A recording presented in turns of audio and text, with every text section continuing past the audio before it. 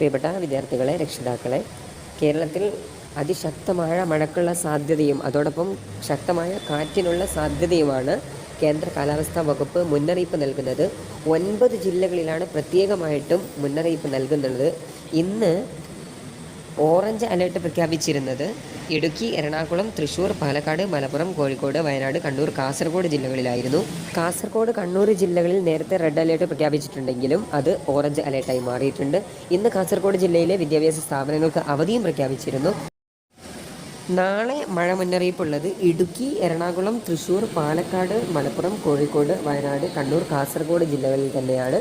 പ്രത്യേകം ശ്രദ്ധിക്കുക, വടക്കൻ കേരളത്തിൽ തന്നെയാണ് അതിശക്തമായ മഴ തുടരുമെന്ന് കേന്ദ്ര കാലാവസ്ഥാ വകുപ്പിൻ്റെ മുന്നറിയിപ്പുള്ളത്. ഈ ജില്ലകളിൽ തന്നെയാണ് നാളെ വിദ്യാഭ്യാസ സ്ഥാപനങ്ങൾക്ക് അവധി പ്രഖ്യാപിക്കാൻ സാധ്യതയുമുള്ളത്.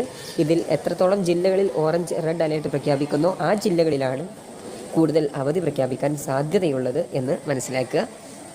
മറ്റു അവധി അറിയിപ്പുകൾ ലഭ്യമായാൽ ഈ ചാനലിൽ അപ്ഡേറ്റ് നൽകുന്നതായിരിക്കും.